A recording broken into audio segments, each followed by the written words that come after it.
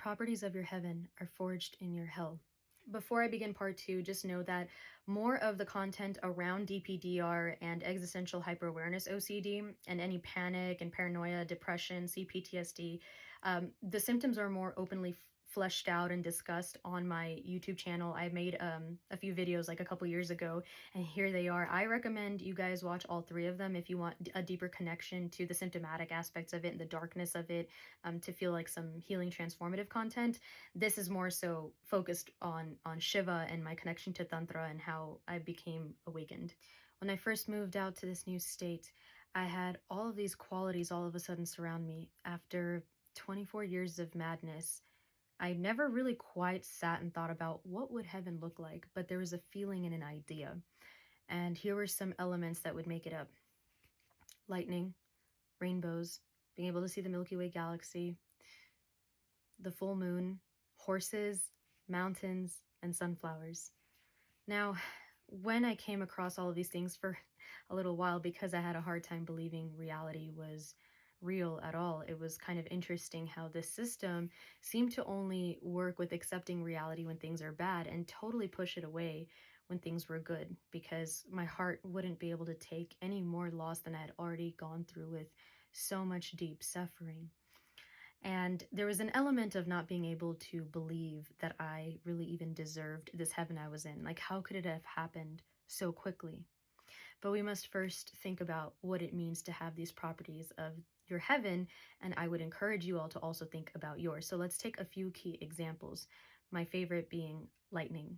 A lightning bolt really only occurs when there's this strong electric potential difference during a big looming storm, intense storm, and it will strike, and what will it do? Let you know that it is there, followed by a booming thunderclap.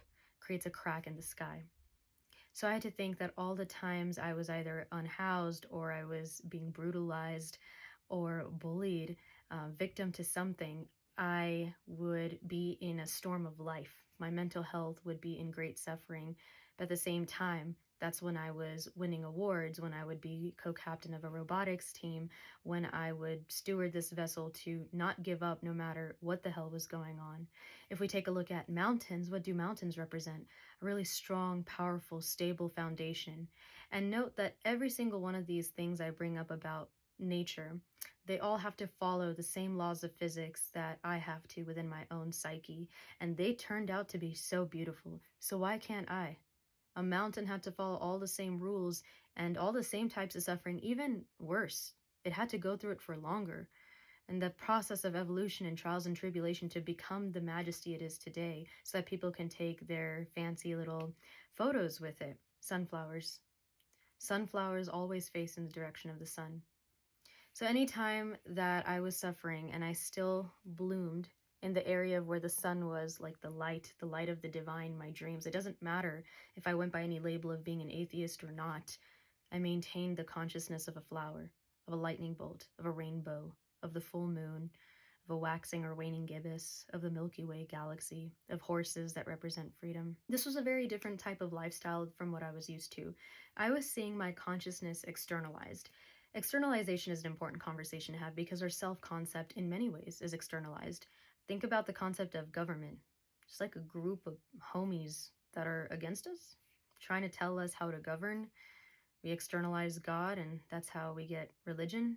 When we think about who we are, we name certain adjectives and like mannerisms and ways of being. We're still also slightly fact-checking by maybe how our friends and family, chosen family, colleagues, strangers, how all of these people see us, how the media tells us about ourselves. And I'm slowly starting to get introduced to the concept of Shiva and Tantra and doing a slow deep dive into it. This is a lifelong practice, mind you, so you can't just like read and like intellectualize the whole thing. 2023, I participated in Shravan. That year, Shravan was going on for 2 months. It's this very auspicious time of Shiva being very close to Earth, and like because he swallowed some poison to help save humanity, there's this honoring of this infinite cosmic intelligence. So I engaged in all the austere practices, waking up super early, like 4:30 a.m. and doing the holy trinity of like pranayama, which is breath work, meditation, yoga, and in my meditation would be saying Om Namah Shivaya 108 times. And, I started developing, like, at a cellular level, a deep connection to this mantra. And it was quite fascinating. I mean, I didn't follow everything perfectly to a T because it was my first time and I'm just trying to get good at understanding what this is all about. But the peace that you get is just incredible. And also your brain opens up in this way that, you're not really used to seeing. You get this side of life and you realize this is what life is truly about. And also, I always considered myself kind of maybe removed from most spiritual communities because I'm not ritualistic. My life is a ritual. My way of engaging is saying thank you to the divine. And still during this time, I'm like kind of going into the spiritual realm, more like atheist agnostic, but being open to these new ideas. My life was starting to dissolve into sadhana instead of sadhana being a separate practice that you do, sadhana being Sanskrit for spiritual practice. I started learning about the Shiva Sutras, and in the sutras, you have like 3 upayas or methodologies with which you can connect with infinite cosmic consciousness or Shiva. They go as follows: Sambhavapaya, Shaktapaya, Anavapaya. So Anavapaya is like the most material way of connecting with Shiva. And it's not that one is superior or inferior, it's just about what it takes for someone to kind of remember Shivoham, meaning I am Shiva. So Anavapaya will be far more ritualistic and more involved with materials. Shaktapaya is like the knowledge, the guidance via study, and it's more, cerebral. And Sambhavapaya is more like direct realization and things sort of hitting you. Another reason I felt like I was a bit removed from the spiritual community is I only felt like you could be legitimate if you had an official guru. And it was really strange because, I mean, my somatic therapist, when she was working with me, we had touched on the sexual abuse from my father, and it was time to work with that, which was terrifying because we spent many months just regulating my nervous system from like psychosis and DPDR and schizoaffective symptoms. And so now it was time to get into the real nitty gritty stuff. I'd already processed it in like talk therapy, but I really do feel like the process kind of goes as follows. Like you go from your topical consciousness work with like talk therapy, then it's like more somatic consciousness work with somatic therapy until it's like deep, deep inside. And we're working with my liver where anger is stored, and she's kind of touching this area with co-regulating touch. And I look completely asleep on the table, and I'm slaying my father in that moment, right? And I scream. I'm a little girl again in this like visualization in a deep, deep meditation. And so I go, ha! And then mind you, I'm just like this the entire time. It's all in my head. But in that moment, my somatic therapist takes off her hand and she goes, oh my goodness. And I was like, are you okay? What's going on? And she was like, I heard you scream. And I was like, well, how is that possible, Queen? And she was like, I think it's time for you to start looking into your ancestry. And I was like, ancestry? Well, how do you know it's ancestry and not previous lifetimes? Because ancestry kind of has like a common thread, whereas like previous lifetimes, you can have different backgrounds. And so she was like, let me look again. And I was like, okay. And she's like touching, and I'm like just waiting for her to see. She's like, yeah, it's in your background, in your lineage. And I was like, interesting, because the week before the name Deoghar had come to mind, my mom would bring that location of India up. When I went to look it up, it was a place where Shiva devotees like to celebrate Shivas. Like that's like the main kind of belief system of that group there, which was fascinating. And actually that was what made me check out Shravan to begin with and go through with it, which also caused this sort of fundamental shift. And at the time, I was also struggling with false memory OCD. It's so crazy when you solely understand something about yourself, but let's say like 50 people went up and told you like, no, you don't. No, you didn't. That's not what happened. If you guys have ever read the book Invisible Man, it's not the horror one, but it's like the one about racism.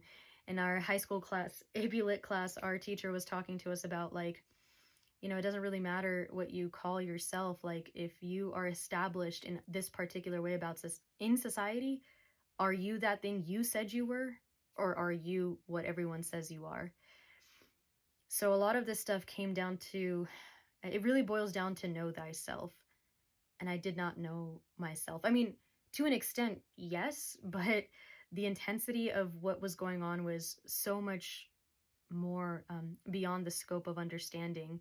Like, am I the version of myself that people knew when I was a really small kid? Am I the one that they bullied or were racist towards? Or am I the new person in college, fresh eyes? Am I the adult that I am now? Um, and so it can be really scary too, because enough people can fuck with your brain, man, and you'll not know. I mean, there's no way for you to 100% guarantee or not guarantee that something is possible, but like, if you sit with your meditation, you use your imagination powerfully enough, and someone says, like, yeah, Shivani, you definitely took out the trash yesterday, right? And if hundreds of people said and they kept trying to convince me, my imagination might get so strong that I really believe that it happened. So that was the kind of stuff I was struggling with. Luckily for me, I kind of applied some of my computer science understanding to all of this stuff. If anyone's familiar with like a depth first versus breadth first search, I felt like that was what was going on with false memory OCD. It's a depth first search happening, and it causes, like, I don't know, quadratic space-time inefficiency, because you're constantly rehashing things instead of like being able to have a constant space-time of knowing yourself enough to say, no, that could not have happened. I know that for a fact. I was very blessed that a lot of my symptoms were also kind of going away thanks to not one, but 3 solid friends I had made so far. All by myself, guys. I'm growing up. And that was really cool, because they say in trauma too that new relationships are the most transformative things, and that's because there's this underlying theme of love. Love wakes you up. Love puts you in your body. Love makes you feel alive and actually want to be here. After a lot of these internal developments, actually my somatic therapist told me that it was time to let go of somatic therapy and actually pursue spiritual work. And I was really surprised that she would say something like this. And I was like, well, aren't you, like, I know you're kind of a little bit in the mystical and also in the science realm, but really?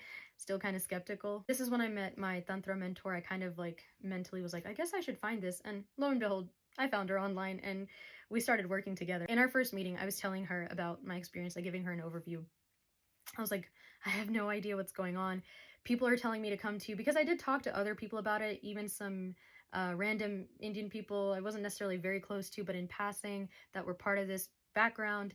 And across the board, everyone was like, if this is what's happening to you, if you have so much Shiva hallucination and influence coming at you, it's very clear that you're called for something. I would just kind of leave everything you know behind and totally pursue this. My mentor Henika was saying that Tantra and Shiva choose you, not the other way around. And it's only when you're ready. And I was like, again with this whole ready thing. Which is like, dude, at this point, I felt like my life was a movie. I was like, what is going on?